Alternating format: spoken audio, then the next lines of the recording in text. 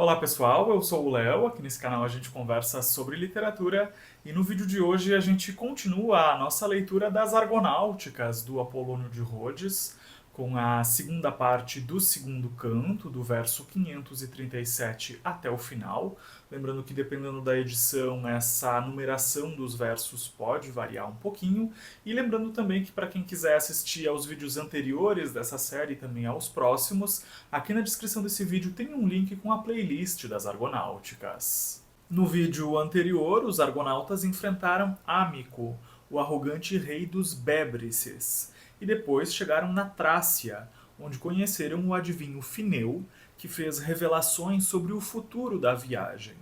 Depois de uma estadia entre os trácios, que receberam os argonautas muito bem, chegou a hora de partir e continuar a viagem em direção a Cólquida. E quem percebeu que os argonautas estavam se preparando para voltar a navegar, para continuar a viagem, foi a deusa Atena, que queria ajudar os argonautas, já que em breve eles passariam pela perigosíssima região das rochas Cianeias ou rochas Simplégades, um ponto muitíssimo crítico dessa viagem, porque essas rochas se moviam e esmagavam os navios. Então a deusa Atena se prepara para ajudar os argonautas na travessia desse lugar tão perigoso. Quando os argonautas chegam na região das rochas Cianeias, ficam muito angustiados e com medo de serem esmagados e apavorados com o barulho das ondas se chocando contra as rochas, e então diminuem a velocidade do navio e Eufemo se prepara para soltar a pomba, conforme as instruções de Fineu, que nós acompanhamos no vídeo anterior. E a pomba conseguiu fazer a travessia pelas rochas Cianeias, o que era sinal de que eles também conseguiriam atravessar aquele ponto tão perigoso.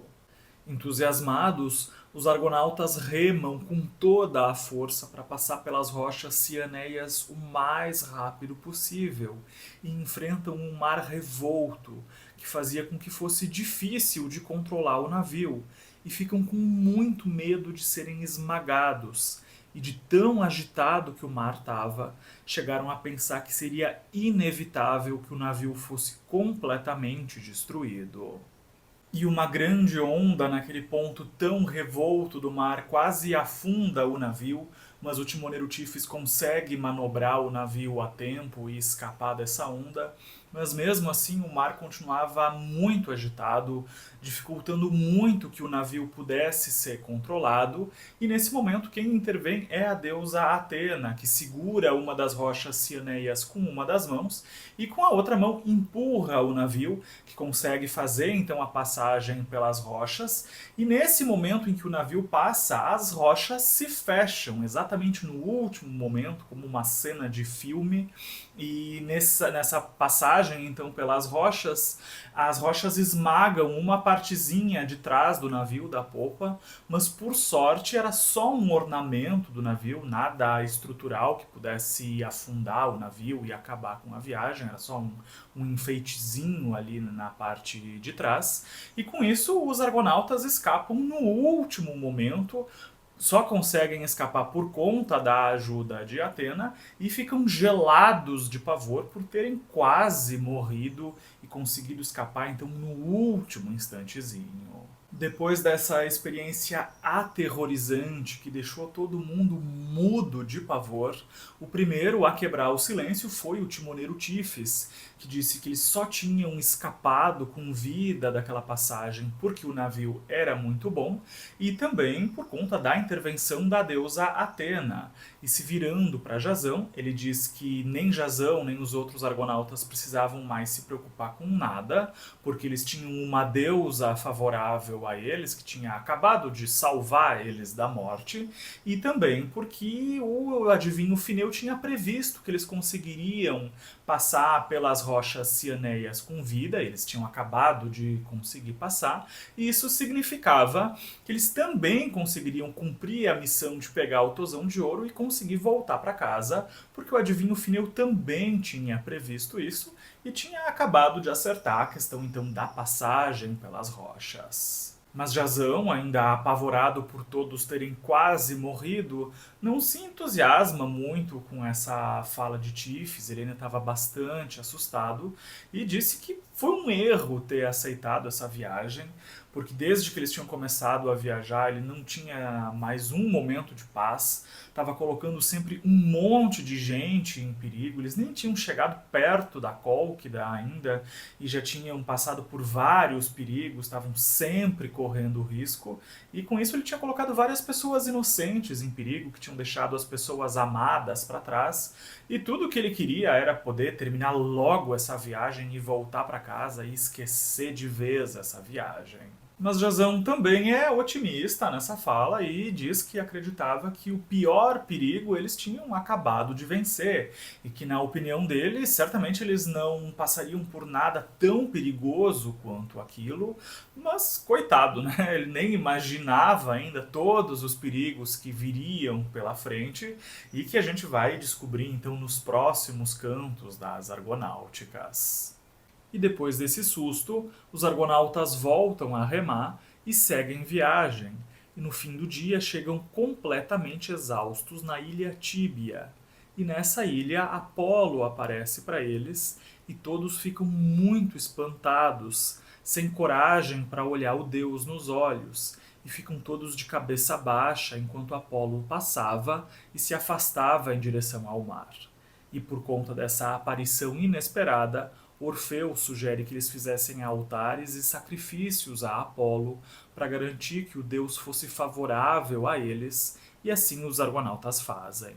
Depois de 3 dias nessa ilha, os argonautas seguem viagem e chegam na região do Cabo Aquerúzio, onde vivia Lico. E Lico recebe os argonautas muito bem porque tinha ouvido falar do boato de que eles tinham matado o Ámico. E Ámico era um grande inimigo de Lico e do povo de Lico, e por isso Lico recebe os argonautas com toda a cordialidade, por eles terem resolvido esse grande problema para ele, oferece banquetes, e Jazão também conta todas as aventuras deles até aquele momento, e Lico ouve tudo com muita atenção.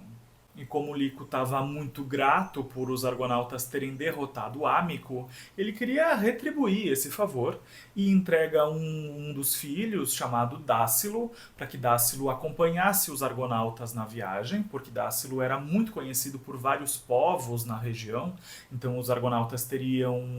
a hospitalidade de vários povos, caso eles precisassem, e Dácilo também conhecia muito bem aquela região, então ele conseguiria guiar os argonautas pelas rotas certas até a Cólquida ou até próximo da Cólquida. Na manhã seguinte, os argonautas, agora com mais um tripulante, se preparam para voltar a navegar. Mas antes do embarque, Idimão acaba morrendo atacado por um javali, lembrando que Idimão era adivinho e tinha previsto a própria morte no primeiro canto. E com isso a viagem é adiada, porque os argonautas passam alguns dias fazendo cerimônias fúnebres para Idimão, conforme os costumes da época. E nesse meio tempo, o timoneiro Tifes também acabou morrendo, porque ficou doente e definhou rapidamente com essa doença. E isso gerou um grande problema, porque Tifes era o único do grupo com experiência de timoneiro.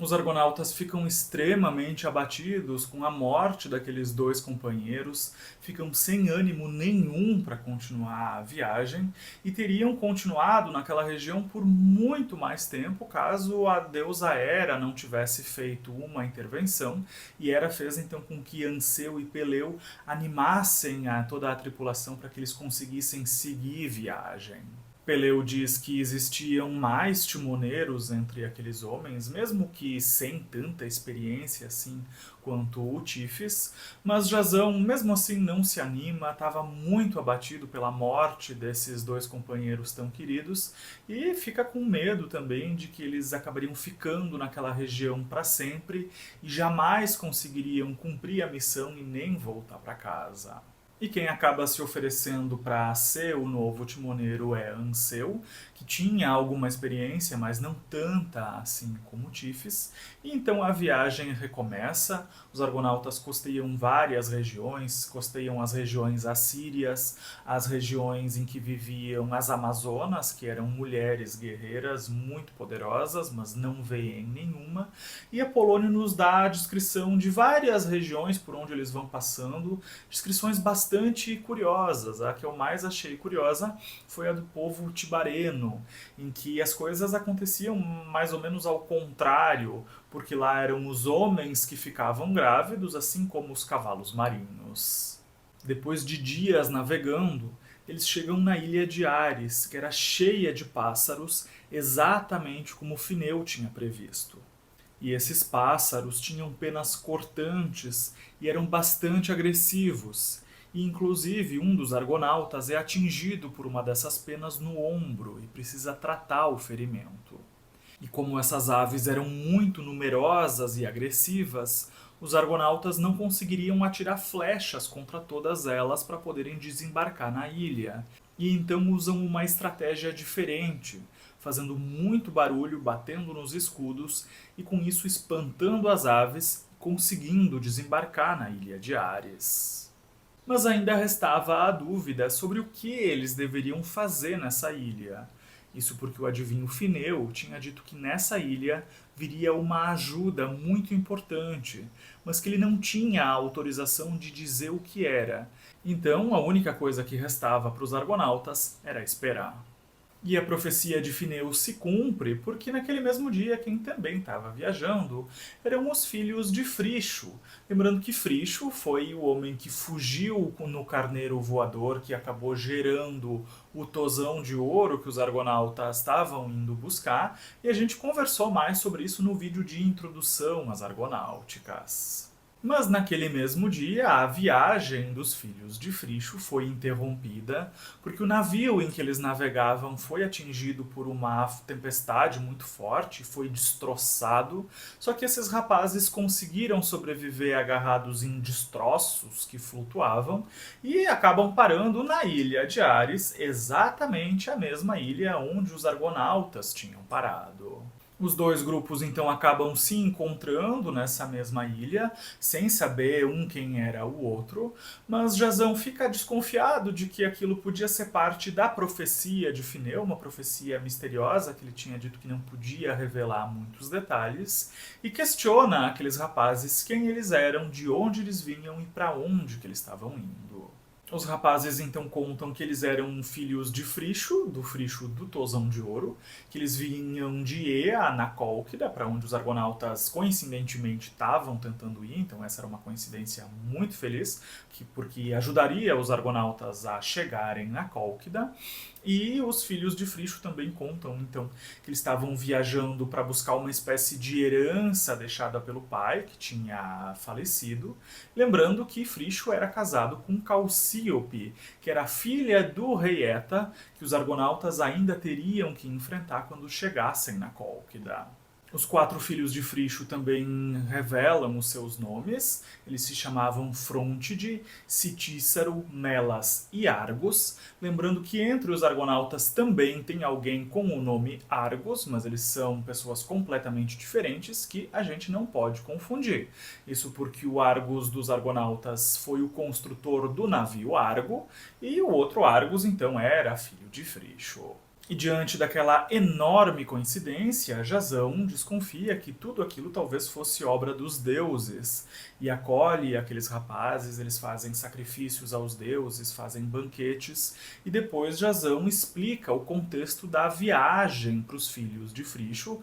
conta que eles estavam indo buscar o Tosão de Ouro, Tosão esse que, como a gente viu no vídeo de introdução, estava totalmente ligado ao pai desses rapazes, o Fricho. E além de todas essas coincidências, ainda existia outra coincidência, isso porque os filhos de Fricho e Jasão eram parentes distantes, porque Fricho era filho de Atamante, e Atamante era o irmão do avô de Jasão, Então eles tinham aí algum grau de parentesco, mesmo que um pouco mais distante. Isso mostra a complexidade das Argonáuticas, que não é um livro fácil, está cheia de inter-relações e conexões genealógicas bastante complexas, como essa que a gente acabou de conhecer, e também a conexão entre Jasão e o rei Pélias, que a gente acompanhou lá no primeiro canto.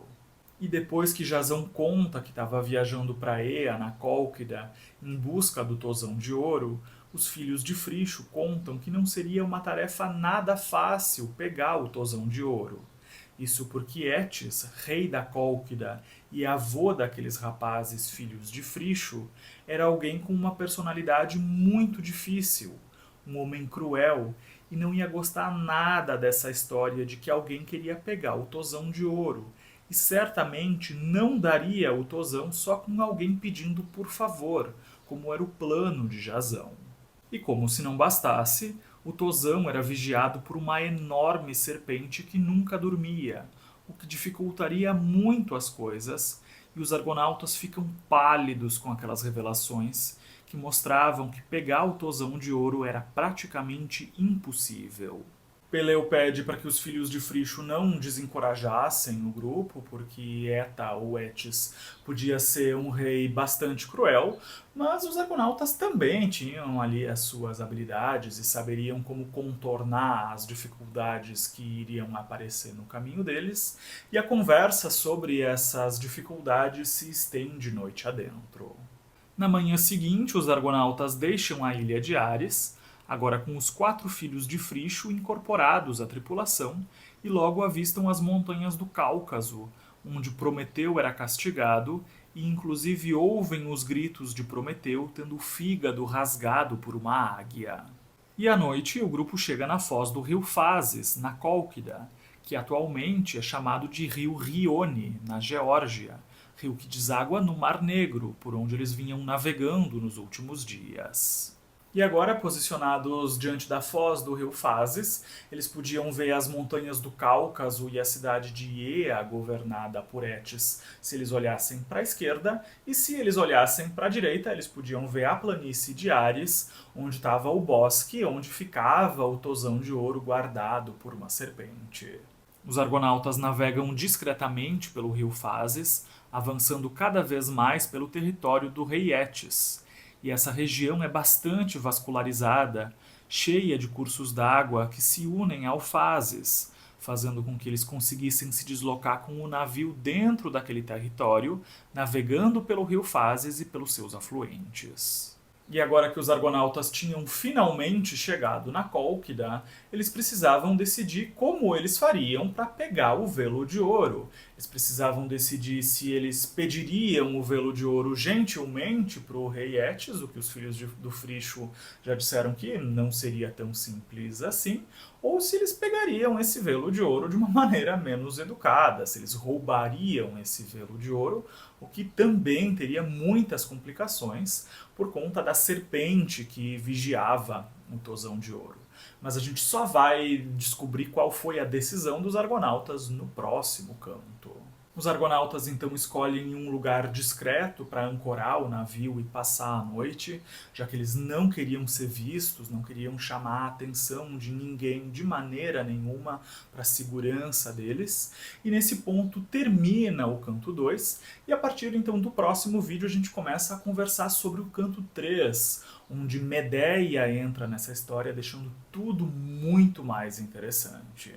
Esse então foi o nosso vídeo de hoje, agradeço a companhia de vocês, e a gente se vê de novo no próximo vídeo com o início do canto 3 das Argonáuticas. Um abraço e até lá!